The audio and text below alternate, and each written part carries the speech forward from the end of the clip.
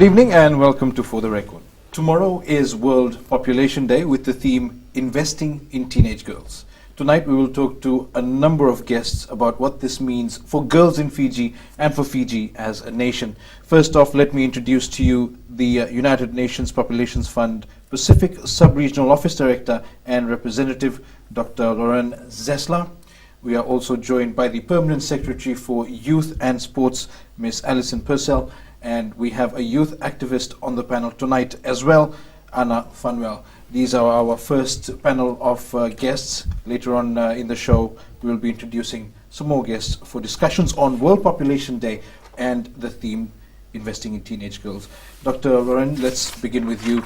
It is, of course, a UN celebration. How do you localize the issue of investing in teenage girls for a country like Fiji? Well, tomorrow we will celebrate all over the world World Population Day. And UNFPA, along with the UN system, has selected the topic, investing in teenage girls. Why? In Fiji, there is approximately 72,000 young girls between the age of 15 to 24. So it is essential to invest in a very, very clear way. They have to have access to services. They have to have access to information. I mean, we have to protect them. We have to make sure that, they can contribute to the sustainable development of Fiji. We want to emphasize that still in the Pacific, as well as in Fiji, we have issues affecting young teenage girls. Unfortunately, some of them are getting married at early age, too early. We have the issue of teenage pregnancy, and we have the issue also of violence against teenage girls. So this issue should be addressed, and this is why we feel and we consider, and UNFPA is collaborating with the governments of the Pacific and civil society organizations to make sure that there is proper investment in young teenage girls. And that's where the Ministry of Youth and Sports comes in. Ms. Purcell, a lot of work is going on. There is a lot of awareness being created. But the situation is such in terms of the treatment of women and girls in Fiji that the Prime Minister has come out on numerous occasions to publicly say that the way we treat our women and girls is a national shame.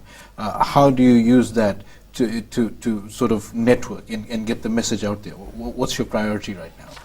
I think that there are a number of priorities, and as with any strategy, you're going to have several streams operating at the same time. And it's very important for the PM to have come out so clearly on those types of issues. But I think it's also important for other leaders in society to add their voices to the call. So, for example, I think in the private sector it would be important for some well-known people, and women and men coming out to say that this is not the way, this is not the Fiji way in terms of operating. I think societies and the government has said that no person will be left behind. And it's important to make sure that we address both the constituency of men and women, particularly when they're young. And where Dr. Zesler has said 15, I would argue that it should be younger because it's more, kids are more moldable at that particular age when you come to 11, 12. And in some instances, they're actually becoming sexually active at that particular point in time. So it's important to get in as early as possible to educate young people about what is right in terms of society. And in Fiji, it's a very religious-oriented society as well, so the churches also need to be playing a role. But we need to be able to build respect, to educate people about rights, about obligations as well, because they both go hand in hand. And in terms of the training that we're doing, we're starting to address those kind of soft topics, if you like, although they're very important, so that we actually train the whole person and not just the individual who's going to be fixing boat engines or doing some carpentry or becoming a rocket scientist. So we're looking at the whole person so that it's a person beyond the 8 to 5 type of job. And it's important to set that foundation very, very solidly, so that we can move forward off a solid foundation. Anna, I'd like to bring you into the conversation. Investing in teenage girls, for you, what is the place, or where is the place of a teenage girl in Fijian society today, in Fiji society today? Where do girls see themselves? Well, for my personal opinion, for girls in society now, probably in Fiji, many probably I say many face these kind of challenges, many in schools, in other areas of educational wise. Most girls, they don't actually get involved into a lot of things, and girls see themselves probably what's that word? They don't actually see themselves like shown like an equality kind of perception from places, and whenever they want to get involved in things in the society, they get they get torn away from the society. Like they feel they get all these accusations and all these things. So yeah. Is that because of the culture at home? Does that begin from the community, or is that something that you face as you grow up in modern Fiji? When you face it, like when you from different families, because usually in Fiji we still like treasure our traditional customs and all. So when they get involved into this modern text nowadays, how their parents always differentiate between their lives back when back in their time, and then now, since like there's lots of technologies and all. So that's where most girls face a lot of problems at home, and then they don't get too much information on what's happening and how to prevent these things from happening. I mean, it's a big problem. There's a whole range of problems. Where do we begin, Ms. Purcell? We have a saying in South Africa: when you want to eat an elephant, you take it one bite at a time. I think that the education system is critically important, and the messaging that goes out through the education system. But obviously not every young person is in school. So we also need to have strategies for those who are not in school when they should be, in terms of age. And that's where we would come in cooperation with the Ministry of Women, Children and Poverty Alleviation, probably with the Ministry of Itakei Affairs in terms of the training that we do. Rural and maritime, because that links into the Rokotui system as well. And it's important to get some consistent messages going out across all instances that have contact. And that's where I would add in the religious and faith-based organizations as well, because I think that they need to come to the party as part of that whole person type of an approach. So we need to focus on where people are.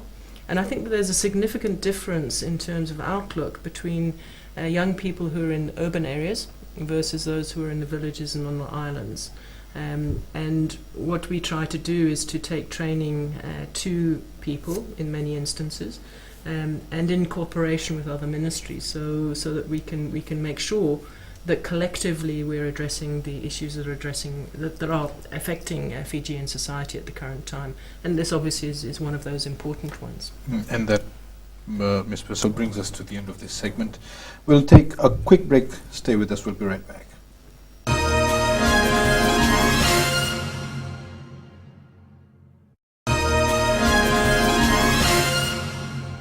Good evening and welcome back to For the Record. We're talking about investing in teenage girls, the theme for World Population Day, which is tomorrow. Dr. Lauren, you've highlighted issues in terms of early marriage, teenage pregnancies and violence. What sort of discussions has the UNFPA started or is involved in terms of how do we move on from here and how do we change the status quo? Well, I've highlighted the issues. Now, what are the solutions? I mean, the solutions are, and this is what we try to advocate all across the Pacific and with the different governments of the Pacific Island nations, and including Fiji. The services that, teenage girls can have access, they should be user-friendly. I mean, the hours, the staff that receive them, there is a need to make sure that they go to the services, that are offered by the authorities and the different entities. Second, we need to make sure that they have enough information to have, a responsible information as well. For example, we talk about Fiji about family life education. Family life education is taught in school. And of course, it's a challenge because you always have to continue to train the teachers and professors, how to best address the issue of sexual and reproductive health, which is part of, this family life education. Also, you have, and we try to advocate that as UNFPA across the Pacific, is to make sure that, the young teenagers, boys and girls, participate in what we call peer groups, because we know that sometimes they don't listen to what the adults are, exactly advocating for. They listen to their peers, and this is why it's important to have, peer type of activities where they can be involved. And also, what we also do is to make sure that the decision makers are aware of the size of the young population, their issues in terms of what they want about their education, what they want about their employment. So this information is essential for to adapt the services and the information which is circulated about teenage girls. So I think there is a whole range of issues, and I think Fiji is doing quite well. Family life education, we are using the Fiji example for all the Pacific Island nations. Some Pacific Island nations are still they have some resistance about talking about family life education. So it implies to change the curriculum, to train the teachers and professors again and again. So the experience of Fiji is very important and very valuable. Anna, do teenage girls find that the services and information they need is readily available? Can they go to a hospital or health center, approach medical staff and say, look, I need some help? Yeah, it is available, but then how people can discriminate, teenage girls, and they don't have that wits to just go up and then tell them, here, this is wrong. What can I do? This and that. But then, it is available, but they're not always there. Because most of them get discriminated and then they just back off, and then that's mainly some of the reasons most of them get all these things happening to them now. We've talked about the issue of teenage pregnancy. It is a problem in Fiji, early marriage as well. But from a youth perspective, if you were to sort of analyze why there is the problem of teenage pregnancies when Fiji seems to be moving so rapidly towards progress and modernization, do you believe it's peer pressure? Yeah, that's possible. Peer pressure, and also because girls most of them can resist to most of the temptations from the peers, and some of them maybe because we didn't get well educated from their families, we didn't have proper family time with their parents. They were scared to ask their parents maybe, and then the parents may give them not enough information about it, and then that's where they start doing this and that, and then problem is that. So Ms. Purcell, how do you change that sort of setting, the taboo around talking about sexual health? The experience of many other countries is for people to come forward and talk about it. And in some senses, the more people who talk about it, the more open it is. I don't want to say accepted, but it goes along those lines.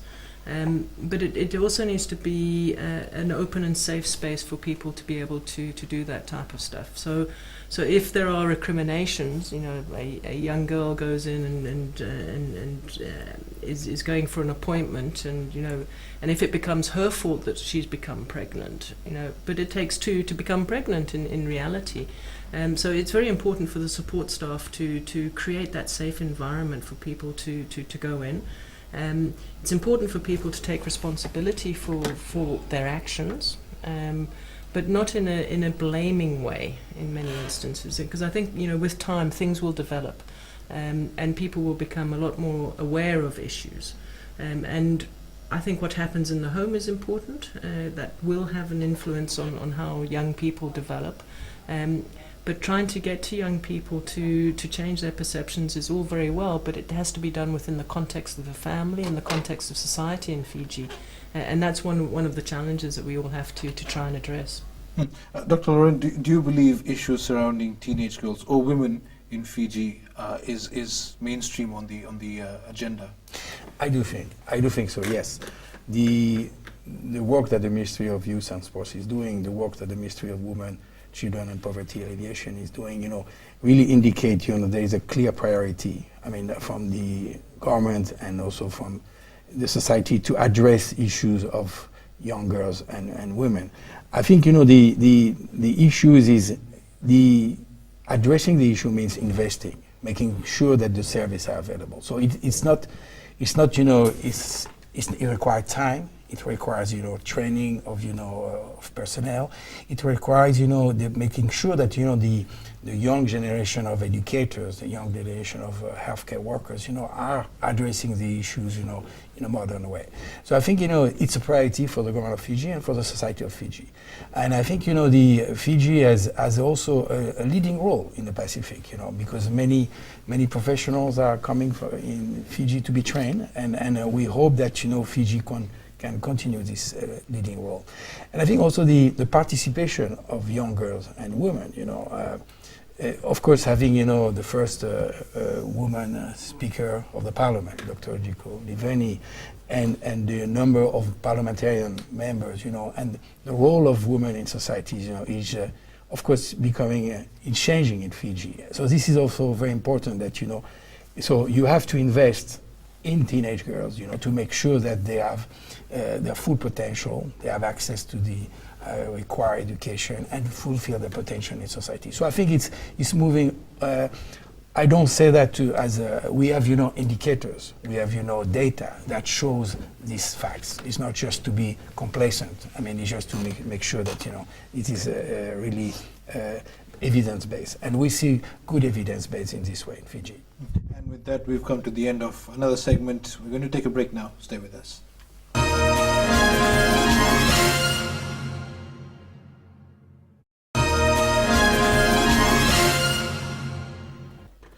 Wula Winaka, welcome back to the show. We're talking about investing in teenage girls, the theme for the World Population Day celebrations, which happen to be tomorrow. Anna, I'd like to begin this segment with you. If the youth had direct access to the leaders, to political leaders, to people in government, what do you think are the three main issues that youth today would like addressed? Teenage girls, let's say teenage girls. Well, if they have to address them, could be possibly gender equality, and also second can be funding,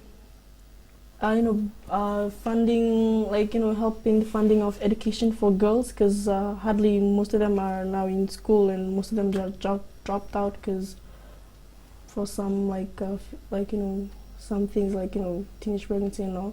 So maybe the third one can be I think I'm talking. Yeah, okay. Well, I mean, gender equality, we talk about it all the time, and how there needs to be gender equality. The law as it is does not discriminate. Society does, wouldn't you say, Ms. Purcell? Absolutely, and this is indicative of stereotypes that people have grown up with or have learned within the context of society, home, school, and those types of things. And it's something that we need to work against. But I always argue about gender equity as opposed to gender equality, because my belief is that gender equity leads to gender equality. And it's important within that context to recognize the disadvantages that women and young girls face. And in recognizing that, you can actually start to move towards gender equality, because you're addressing those disadvantages, you're taking them away, you're removing those blockages so that people can actually develop as they move forward.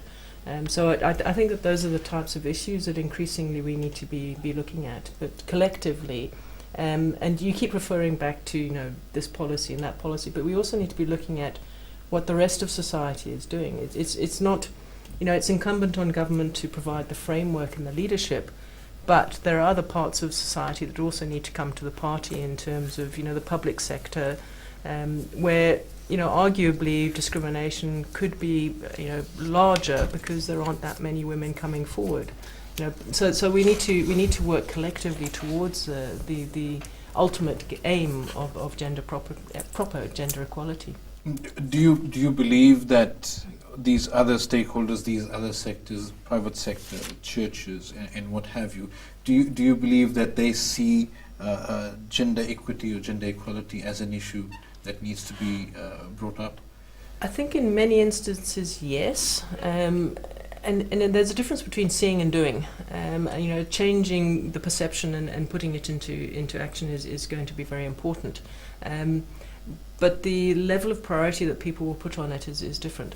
So, for example, the one of the priorities of the government is to ensure that people are employed. And at the moment, there are some statistics, something to the equivalent that the workforce is probably 67% men in terms of those in the formal sector, the measurable sector at the current time, which means that we're missing out on a large segment of our society which can contribute to the economy. But we're not taking that into account, and therefore our economy is being held back by our inability collectively to bring more women into the market. So there are those types of issues that we need to look at in terms of changing perceptions and bringing everyone. If everyone is pushing in the same direction, and generally Fiji does that, then I don't see any problems in terms of moving forward in a very quick period of time. Because we've been talking about this for a number of years already, the issue has been there.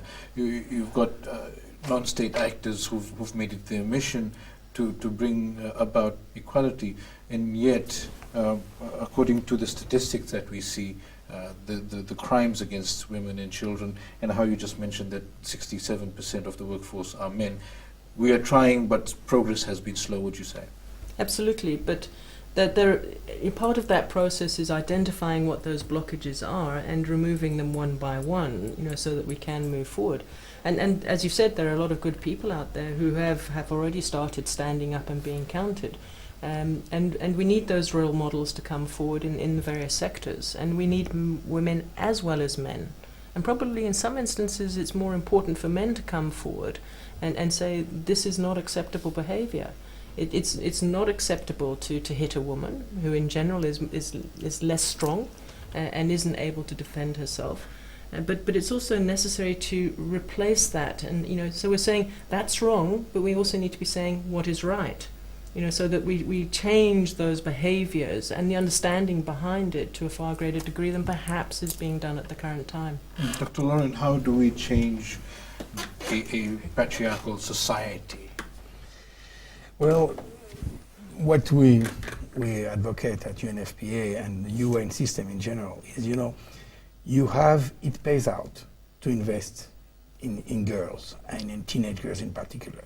It creates what we call a demographic dividend. Dividend is you get benefits, of this investment. So I think, if you continue to ensure access to services, proper education, making sure that the job market is open equally to girls and to women. I mean, you at that time, things will continue to evolve, toward a more, equal society and a more society that, make sure that girls and women can have their full potential. So I think it takes time, but it's essential to invest now. I mean, it cannot be when you put this on the side, when you consider this as not on the priority level, the sustainable development of the country, and we have seen the very good progress that Fiji, as a growing economy, is doing.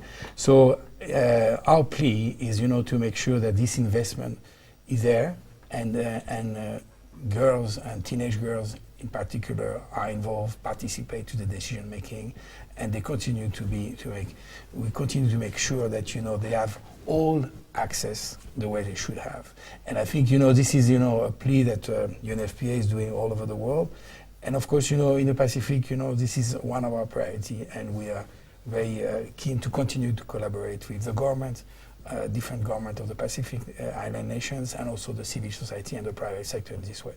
Anna, as a girl in the rural setting and a girl who's grown up in, say, urban Suva, who would be more confident out in society? Who would find it easier to speak up and speak out? I will guess the ones in the villages, because I mean they don't have much more access to technology and all, and they're the ones who's like mainly the victims, and they're the ones who are facing a lot. But then most of them have the courage to just come out and then just speak. And I mean, for the ones that are in Suva, like in a urban rather, the urban ones, most of them are like they have this shame of standing up, probably because of some discrimination they might face with their peers and all. And I find the ones I find the ones in the rural much more bold enough to come up and stand up. And how does that tie into the work that the ministry is doing? If you have that sort of insight, how do you apply it to your work? I find it the other way around. I find that the young women in the rural areas are less likely to stand up and be counted, precisely because the urban areas is a lot more equal. There's a lot more freedom. Transport is available. You can mix a lot more. But having said that, the issues that we need to address, whether it's in the urban context or the rural context, are the same. But we just need to address them in a slightly different way, to make sure that some of the constitutional prerogatives are actually translated into action. What does equality really mean, and how do we implement it? Those types of things are particularly important. The fact that we're not supposed to discriminate, whether it's on the basis of gender or religion or sexual orientation or whatever the case may be. Those are the issues, religion as well. Those are the issues that need to be addressed and packaged in a way that people can absorb them and then be able to implement them in their everyday lives. Would it be accurate to say that a lot of this discrimination at all levels happens because people feel they can get away with it? I'm not prepared to go that far. I think the first thing to say is discrimination is generally learned, and that becomes the norm in the way that people address it. Whether they can get away with it, maybe in some instances, and maybe that's true to some extent, in which case that presents a different dynamic and a different way of addressing it, because if that's a perception, then that means that definitely the police need to be getting more deeply involved in the processes. But there is always a carrot and stick kind of an approach, and whether moving straight to the stick is advisable in all instances is something to be considered.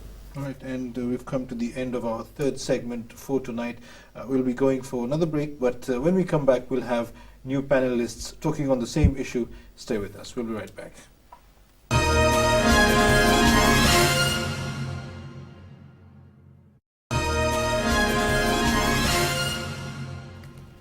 Hello, Naka. Welcome back to the show. We are still talking about the World Population Day around the theme Investing in Teenage Girls.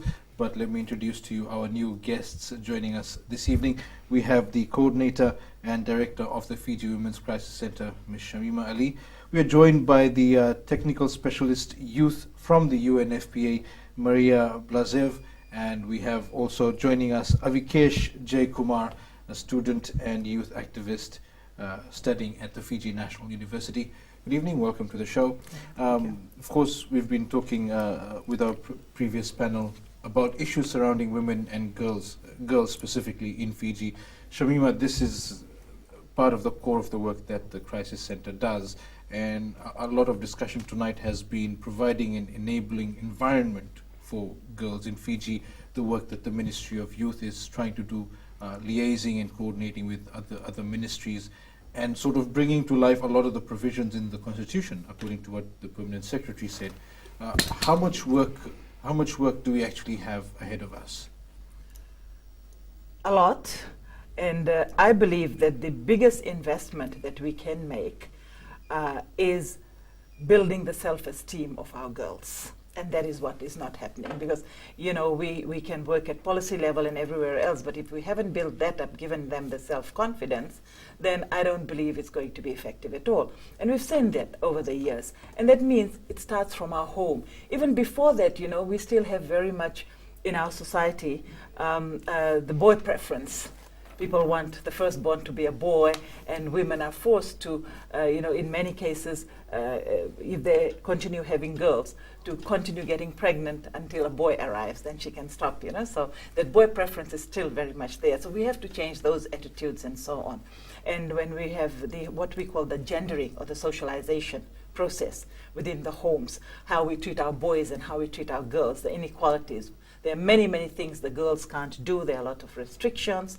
And, it also has an impact on their education, whether they'll be allowed to carry on their education when resources are limited, who gets to go to secondary school or tertiary school, and so on. It's often the boy. Of course, there are exceptions to the rule. There are families who have realized the potential of their girls, and all this, we're in a rights-based environment and so on. A lot of NGOs like us are talking about these things. So parents are getting wise, and they're putting equal investment in both their girls and boys. But for many cases, and and the more traditional the families are, the community is, the worse it gets for girls. I mean, it's a bit disappointing when you have to preface it by saying that it's the exception to the rule, whereas it should be the generally accepted Yes. playing field. But even till today, it's an exception, and only in families where parents or the elders have realized the potential. So based on that, on the setting that we have now, that a lot of the elders still have this old-fashioned sort of thinking towards girls, how does the UN come into the picture? How do you coordinate sort of programs to change this mindset? Well, the generational divide will always exist as long as we have youngsters and adults, and that's a normal thing that we all face. But it is important to speak about the intergenerational solidarity, trying to have discussions and dialogue, which is very important, is the dialogue between the generations. Not confrontational way of speaking about issues, but trying to find the common ground and understand where the benefit is on both sides. Because in many societies like the Fijian one, where family is valued as something very important, it is equally important then the parents or the grandparents and the cousins speak to their youngsters, and the youngsters are free and feel empowered to bring their opinion and to voice their concerns and to give their ideas. We tend to look at young people usually as the source of problems, or we try to define always where the problem is in the young population. Instead of turning it around and saying what opportunities and what energy and what potential this age group brings. And equally both teenage girls and teenage boys bring enormous potential for the family, for the community, for the regions and globally. So it is, in our work we're trying to put together data and analyze it and present evidence that helps all these pockets of society think in that kind of fashion. Bringing the generations together, creating spaces and formats for dialogue, and finding solutions together on how to tackle societal issues. Avikesh, from a male perspective, in the current society that Fiji is, do girls, teenage girls, get the level of respect and support from their male peers as you would get from a male friend or a guy would get from another guy? Are girls still seen as the inferior? Definitely, I would agree on that. There isn't equal, exactly, they're not equal, they don't get the equal chance as well. Mostly, as we can notice when we go to schools and when we go to other places, girls are usually left to be suppressed by the men dominating. And at the same time, we need to actually see like where these factors are coming from. Is it the parents association with the kids, if they always let the guy do the major thing in the house? So definitely, there is inferiorism in this. And for girls. so, I mean, we're talking about how girls need to be empowered. They need to be given the confidence to realize their full potential. What does the teenage girl need to do for herself? Well, we should always ask what the teenage girl should do for herself, but also what the environment does for the teenage girl to be able to fulfill her potential. So it's always easier to turn it on the victim in this case, and it's where the root cause of the problem is not the teenage girl herself. It's the society, it's the family, it's where she lives and where she goes to school or applies for a job and things like that. So we have to be very critical and really acknowledge that. Usually also in the programs where we want to increase the employability of young people, we say educate them more. Instead of saying, is the society creating enough jobs which are in sync with what these young people are educated to do. So I would like us to really take a stand and explain to our audience tonight that it's very important that everybody in this society, starting from the family, then in the schools, for the teenage girls who are out of school, and so on and so forth, that we all look at what we can do for the teenage girl so that she can fulfill her potential. And I remember the previous panel was discussing about starting early, and that's I would like to emphasize a lot. The life course approach is something that is very important when we talk about utilizing the potential of a person, starting from the birth until the death. And the timely interventions and timely investments are those that will make sure that everybody flourishes on their pathway through the life, be it transition from teenage girls and teenage age to adulthood and so on.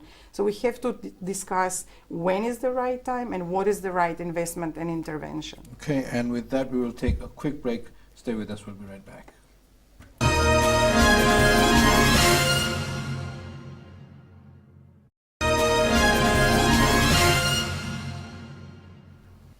Good evening, welcome back to For the Record. We're talking about investing in teenage girls, the theme for this year's World Population Day celebrations, which is tomorrow.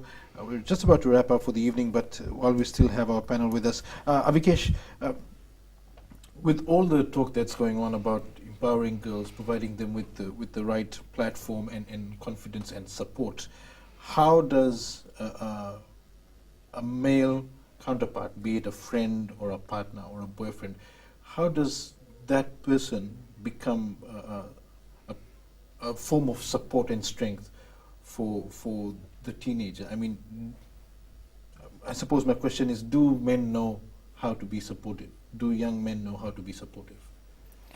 Are they given that life skill from family, from their elders, their cousins, whoever it may be? As far as I think, according to my personal view, not all boys do have that knowledge on how to actually handle those kind of issues. They're not really well versed with the gender equality. And as far as I think, there needs to be more emphasis on families and schools as well to talk about these things, these issues, especially with the boys, because the boys play a very major part in a society. They are usually seen as the head. They're usually seen as the tough guys, So it all begins with the male. If the male starts respecting, if they understand gender equality, that's the first step to actually getting into success for all the youth and the elders to understand about gender equality. Did you have these issues talked about in school? Was it part of your classes? Were teachers talking about it? There were some discussions, but we need to put more emphasis on it. Because then again, school becomes one of the major places where a lot of youth gathers. So this is where we can take advantage. So we could teach the youth. So when they grow up, they have the understanding of gender equality. So this now our major aim, as far as I think, should be to help the youths to eliminate gender discrimination, because then once they grow up, they'll know how to treat their kids. They'll know about gender equality. They'll know that girls should be given equal chances in the society, and not always should the boys be the priority of the family. Shamima, very quickly, early on in the show, we were told about the issues of girls getting married at a very young age, teenage pregnancies, and violence against women and girls. In all of this, do you find that the finger is usually pointed at the victims themselves because of the society that we've had? Just a quick explanation Yes, on that. definitely. Teenage pregnancies, we need to ask that we often blame the girl. We don't ask about who's impregnating. And in a lot of cases that we see at the center, it is the relatives, people, adults who are in place of trust of the girl. And we don't ask those questions. And those questions need to be asked. We need to stop violence against little girls in their own homes by their own relatives. We really have to do that. You know, we can't go around investing in girls when they're still facing this at quite a high rate in our own societies, you know. And just talking about men, and I really believe what you're saying. I really, I invest in that we really need to work with boys and men. And our male advocacy program that we do, and that is showing signs of men changing their behavior and attitude and so on. And I think those kind of things need to be done in schools. But the first place I would still say about investing in girls is in the home, starting there, our schools, our religious institutions, and we really have to have a rethink about the genderizing process. Maria, you spoke about how the UNFPA is collecting data and analysis to sort of show evidence about the situation that exists. Do you have something specific going on for Fiji, or are you working on a regional level? Just very quickly. I think what is very important about the Pacific in general and Fiji in particular is that there is a big percentage of the population that is within the youth bracket. And this is what we call the youth bulge. And sometimes countries, governments fear when there is a huge amount of young people basically on the loose. And that's when we say invest in your young population, which means invest in their human capital, in making sure that they stay healthy, that they stay in school, in particular for girls, have policies in place even when the girl is pregnant, how to maintain her in the educational system, invest in in the creation of jobs, educate your youngsters so they can match the job market, and so on and so forth. Only then can the country reap the benefit of demographic dividend. When the fertility rates are low, the working population age is big, so we have less dependence on the adult and the infant side. That's when we need to reap the benefit of the investments that we made at the age when these people are young. We catch them at that very age group. So it is very, very important to bring in the data so that we say if you have a country where above 30% of your population is within that age range, you have nothing to lose if you invest. All right, and with that, we've come to the end of our show tonight. Thank you, Maria. Thank you, Shamima and Avikesh. Thank you all for being on the show. That was For the Record for this evening. Up next is the My Say segment with Nemani Ndelai Matiki. But from me, until next Sunday, good night. Remember, if you have any comments or questions, you can email us for the record at fbc.com.fj. Modemata.